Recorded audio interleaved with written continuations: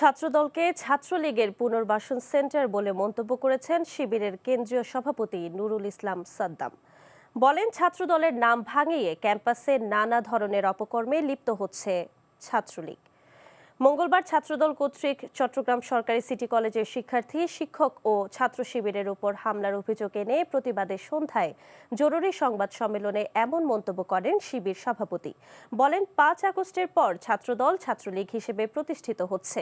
এই বিষয়ে অবিলম্বে স্বরাষ্ট্রমন্ত্রীকে ব্যবস্থা গ্রহণ করার দাবি জানান শিবির সভাপতি। না হলে যে কোনো সময় দেশে আরেকটি বিদ্রোহ হতে পারে বলেও হুঁশিয়ারি দেন তিনি।